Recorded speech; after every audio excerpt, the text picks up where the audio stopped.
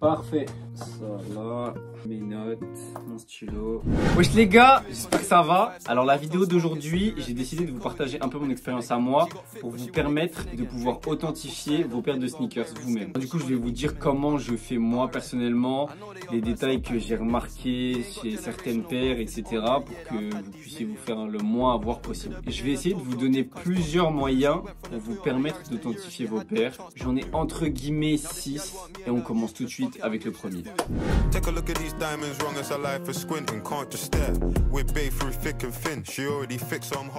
Première solution, si vous en avez l'occasion, que vous habitez dans une grande ville, vous en avez un à côté de chez vous, vous pouvez vous rendre dans un shop de sneakers. Je m'explique, ces personnes-là sont beaucoup plus qualifiées que ceux qui authentifient chez StockX. À prendre avec des pincettes ce que je dis, mais c'est pas le même rendement. Les mecs de StockX, eux, ils voient plein de paires toute la journée, donc ils ont moins le temps de se poser pour regarder. Chacun a son avis sur ce sujet-là. Et ce qui vient après, c'est tout ce qui est groupe Discord et groupe Facebook. Donc là, il va y avoir plein de passionnés, des anciens de la sneakers qui vont pouvoir vous aider, qui vont vous demander les détails parce qu'ils connaissent, etc. Donc si vous avez des bons groupes Facebook ou des bons groupes Discord, ça peut vraiment vous sauver pour les legit checks. Moi, j'en ai pas personnellement à vous conseiller, mais je vous conseillerais d'aller voir les vidéos ou de contacter sur Instagram Félix de Central Montmartre. Lui, il connaît les groupes Facebook. Après, les groupes Discord, ça se trouve facilement. Il y en a de plus en plus. Juste, faut essayer de trouver les bons. Ensuite, ce qu'on va avoir, c'est les applications pour legit check. Donc, il y en a plusieurs, hein, Stop de Fake, Legit App, Check, sont plus ou moins fiables. Du coup, déjà, faut savoir que ce n'est pas fiable à 100%. Pourquoi ? C'est pas fiable à 100% parce que eux, ils n'ont pas le produit entre les mains. Donc, il y a des fakes qui sont très bien faites. Et si vous envoyez pas vraiment des photos de tous les détails, etc., que les photos ne sont pas forcément de bonne qualité, déjà, ça fait baisser la fiabilité. Et ensuite, les matériaux, ils les ont pas forcément en main, donc c'est plus compliqué de se rendre compte. Ils ont pas l'odeur aussi, parce que l'odeur c'est très important. C'est assez fiable quand même, mais dans un premier temps, il faut veiller à prendre le plus de photos possible. Vous voyez, il y a toujours un onglet plus de photos. Bombardez-le un max, tous les détails, les trucs qui vous semblent chelous, une couture pas droite, une couture qui bave, des photos à la lampe UV si vous avez, vous bombardez toutes les photos que vous pouvez pour vous rapprocher du risque zéro. Et de mon expérience personnelle, du coup, je vais vous classer les 3 que je viens de vous donner par ordre de fiabilité. Pour moi, on a Stop de Fake tout en bas. Après, ça a été refait, donc j'ai pas d'expérience personnelle sur le nouveau Stop de Fake, mais je sais que l'ancien, j'avais envoyé une contrefaçon en photo. À l'époque, je m'y connaissais pas assez. J'avais envoyé une contrefaçon en photo, elle était très mal faite. Stop de Fake m'avait dit qu'elle était tout simplement vraie. Ensuite, personnellement, j'ai pas eu de mauvaise expérience avec que ça soit Legit App ou Check, mais des retours que j'ai eu de pas mal de personnes, Check est plus fiable que Legit App. Donc, moi, de mon expérience personnelle, je les placerai à la même échelle parce que j'ai pas été déçu des deux. Mais apparemment, Check est plus fiable que Legit App. Et à savoir que les deux aussi, au niveau du temps qu'ils affichent quand on paye, en général, tu reçois le Legit Check avant. Donc ça, c'est vraiment cool. Alors que Stop de Fake, j'avais déjà payé pour avoir un Legit Check en 15 minutes. J'ai attendu 3 heures pour l'avoir. 3 heures, hein. J'ai payé 3 fois plus cher pour l'avoir en 15 minutes. Donc, je sais pas si le nouveau Stop de Fake, c'est mieux qu'avant. Mais avant, j'ai eu plein de galères et tout. Franchement, pas, je recommande pas l'ancien, mais le nouveau, je sais pas ce que ça donne. Je vais glisser ça aussi là-dedans, dans tout ce qui est application Legit App, mais vous pouvez aussi envoyer des mails quand il y a des factures, surtout de boîtes de resell françaises, enfin, c'est plus facile pour communiquer quoi. N'hésitez pas à leur envoyer un mail avec la facture. Moi, je sais pas si vous avez suivi, c'est ce que j'avais fait avec une fake que j'ai reçue. J'avais une facture KikiKix, j'ai envoyé la facture, ils m'ont dit que le numéro de facture n'existait pas, que la personne n'avait jamais commandé chez eux. Voilà, ça m'a fait une preuve irréfutable. Si le site te dit que la facture est fausse, il n'y a pas meilleure preuve pour prouver que c'est une fausse. L'un des trucs qui vous aidera le plus à vous former personnellement, les vidéos YouTube. Moi, je le répète tout le temps à mes proches. Dès que vous voulez apprendre à faire un truc, dès que vous avez besoin d'une information, vous le tapez sur YouTube. YouTube, c'est un puits de connaissances, c'est un truc de fou. Quand vous recevez une paire, vous tapez juste le nom de la paire, legit versus fake. En plus, si vous êtes bon en anglais, ça va vraiment vous simplifier les choses parce que moi, je suis vraiment nul. Je mets les sous-titres, mais les sous-titres, ils puent un peu. Donc, je me fie plus aux images qu'au parler du mec. C'est un truc qui m'a vraiment aidé à me former, entre guillemets, moi tout seul. Après, je vous invite aussi à regarder des vidéos de resellers. L'exemple qui me vient le plus en tête parce que c'est un peu entre guillemets mon modèle. SwiftKicks, il m'a appris beaucoup de choses parce que lui a l'air d'être bon en anglais. Il se documente beaucoup sur des vidéos qui viennent des États-Unis.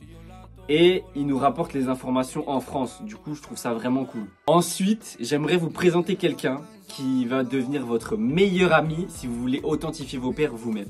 Je vous présente la lampe UV. Alors, ce petit outil, si vous voulez authentifier vos paires tout de suite, vous faites pause dans la vidéo. Vous allez commander ça tout de suite sur Amazon. Ça coûte 10 balles grand max. Et ça va vous sauver. Vraiment, des fois, il y a des paires, elles sont très bien faites. Tu passes un petit coup de lampe UV. Tu vois des traces qui ne sont pas habituelles. T'abandonnes, c'est fini, c'est une fausse. À savoir que en gros les coutures sont censées briller à la lampe UV, mais c'est pas sur toutes les paires. Par contre en général une paire qui a des coutures blanches, la plupart du temps toutes les coutures blanches brillent. Donc voilà, ça sera les 10 balles les plus rentables de votre vie, vraiment. Et en dernier, j'aimerais vous parler de certains détails sur les paires. Détails que si vous les connaissez pas, ça peut vous permettre de griller les entre guillemets mauvaises fakes des bonnes fakes. Savoir que certains détails sont un petit peu pointilleux. Donc si vous ne le savez pas, au moins vous le saurez aujourd'hui. Faut savoir que moi ce que j'achète le plus c'est des Jordan 4. Donc ça va surtout être des détails de Jordan 4. Premier détail que je pense tout le monde sait mais on sait jamais, je le répète. Au niveau du grillage des Jordan 4, le grillage doit être à peu près parallèle. Vous voyez les grilles dans ce sens là. Je sais plus qu'on appelle ça. Bref, au côté là. Le truc passage à lacet, il devait être parallèle. Sauf sur les paires qui datent de 2012 et avant. Pour les paires de 2012 et avant, elles n'ont pas le même grillage déjà. Parce que là, le grillage, vous voyez, il y a des petits reliefs. Je sais pas si vous voyez bien. Des petits reliefs en point, en rond. Et alors que le grillage des paires de 2012 et avant, Jordan 4, c'est plus plat.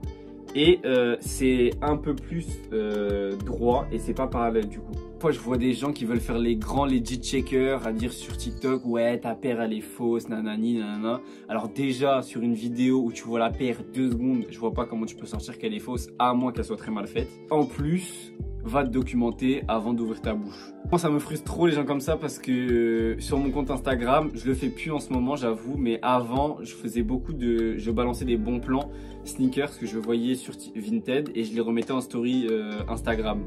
Et même des mecs qui faisaient du resell venaient me dire ouais celle-ci elle est fausse. Bah gros on va voir sur StockX la paire de 2012. Le grillage il est comme ça, c'est normal, c'est juste ça a changé entre les années. Ne pas confondre Bread et Black Cement pour les Jordan 4 parce que du coup il y avait des mecs qui tapaient Jordan 4 Bread qui me disaient elle n'existe pas, Jordan 4 Bread de 2012 et en 2012 ça s'appelait Black Cement et pas Bread. Bref, je m'étale un peu. On va continuer sur les Jordan 4 et après on fera du plus général. Alors du coup je vous sors une petite paire de magnifiques Jordan 4 Red Thunder, vraiment très belle. Je montre avec mon doigt de loin là.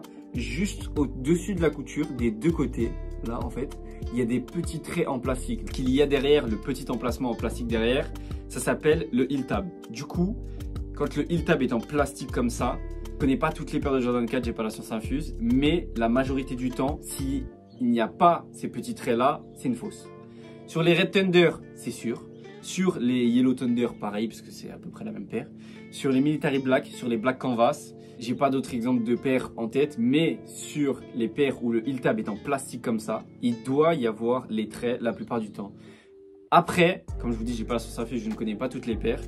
Donc si vous connaissez quelqu'un qui a la vraie, vous lui demandez le derrière pour vérifier s'il y a les petits traits. Ça, vous savez, ce détail-là, ça m'a sauvé sur pas mal de Jordan 4 parce qu'il y en a qui sont très bien faites en photo, tu te rends pas compte, etc. Tu lui demandes une photo du derrière, il n'y a pas les petits traits, tu passes. Et du coup, ça marche pas sur les paires en cuir comme ça. Le heel tab, il n'est pas en plastique, donc il n'y a pas les petits traits. Sur les Jordan 4, surtout les métalliques en fait, c'est des paires blanches, voilà. Et le grillage, en fait, en général avec l'usure, à moins que c'était rénové, comme ici, le grillage jaunit en fait. Donc si vous voyez une paire vieille, qui n'a pas l'air rénovée, qui est sale, etc. et que le grillage n'est pas jauni, en général c'est une fake. Voilà. Et à savoir que sur les paires de métallique, la languette est rembourrée. Donc voilà, elle ressort un petit peu. Cette languette là, on la retrouve aussi sur les Black Cat. Alors maintenant, on va faire du plus général. Alors, il faut faire très attention aux étiquettes sur les boîtes. Vous voyez, ces étiquettes là, si sur le code barre ou sur l'étiquette quelque part, il y a un tampon ou juste une écriture, un chiffre, un trait, c'est une fausse. Ça sert à rien de foncer. Personne n'écrit sur ces étiquettes. Aucun magasin ne fait ça. S'il y a un tampon ou une écriture, c'est une fausse. Et à savoir aussi qu'il y en a qui font les grands legit checkers à dire ouais, dès qu'il y a des pointillés ici c'est une fausse, ou dès qu'il y a un price tag, c'est le prix en dollars, juste là c'est une petite étiquette détachable. En gros ça c'est une étiquette de prix du coup qu'on retrouve que sur les paires achetées aux États-Unis. Donc par exemple sur la Metallic Purple, c'est obligé qu'il y ait ça, c'est une paire exclusivité États-Unis. Donc c'est obligé que tu le retrouves sur la paire. Si vous voyez ça, c'est pas nécessairement une fausse, mais à faire attention. Vous demandez à la personne où est-ce qu'il l'a acheté. S'il l'a acheté par exemple sur StockX, sur un truc de resell, c'est possible que ça vienne des États-Unis. Mais s'il vous dit ouais je les cope sur SNKRS, sur Foot Locker, sur Courir, c'est une fausse. C'est pas possible. Nous en Europe on n'a pas ça. Ensuite, il faut faire attention aux tailles des boîtes aussi. Quand vous voyez que la paire elle est compressée de ouf dedans, que la boîte elle a l'air trop petite, quand vous la comparez à d'autres boîtes, elles sont trop petites, en général c'est mauvais signe. Et quand on ouvre la boîte, si vous faites, en général ça nous agresse. Quand on ouvre la boîte et que soit ça pue la colle ou alors ça pue le parfum, en général c'est une fake. Exception par exemple, je sais sur la Jordan 6 Travis Scott British Khaki, il y a une odeur de colle qui est vraiment désagréable, mais c'est pas nécessairement des fakes, c'est que le modèle est comme ça. Et en général, l'odeur de parfum, c'est pour camoufler quelque chose de louche, donc vous faites pas avoir. Et en dernier, comme petit détail qu'il faut faire très attention, c'est l'étiquette intérieure de taille. S'il vous plaît, faites l'effort de regarder les polices sur des vraies paires. Et je vous demande pas de savoir différencier le petit pixel à droite, à gauche. Mais sur la plupart des fakes, la police d'écriture, elle est trop mal faite. Elle est trop mal faite. Et en plus, comment les étiquettes sont collées, des fois c'est trop mal fait. Exemple, sur la plupart des paires, en gros, le collage est fait autour en fait. Le milieu de l'étiquette ressort plus par rapport aux bords qui sont collés. Et sur certaines paires, c'est juste collé comme ça se barre. C'est mal collé, il n'y a rien qui ressort, c'est une fausse, point, basta. Bref, on a fait un peu le tour. Je suis pas le plus grand legit checker, le plus grand reseller. Moi je vous dis, j'ai pas la science infuse, donc si vous avez des choses à m'apprendre en commentaire, je prends bien évidemment. J'espère que ça aura été utile à beaucoup de gens, c'est le but. Et si vous avez aimé la vidéo, je vous laisse me rejoindre sur tous mes réseaux, TikTok, Instagram, Vinted. Et je vous laisse liker, commenter, partager et surtout vous abonner en activant la cloche. Comme je vous dis dans mes vidéos, montez dans le train maintenant, c'est que le début. Je prévois des concepts, on va essayer de faire des choses. Donc si mes vidéos vous plaisent, abonnez-vous et on se recapte dimanche pour une semaine dans la vie d'un reseller 4. Normalement, il y aura plus de contenu que dans la dernière. Je vous souhaite une bonne fin de semaine et on s'attrape dimanche. Salut. Dans des freestyles, les nouveaux flows, toi tu comprends même pas.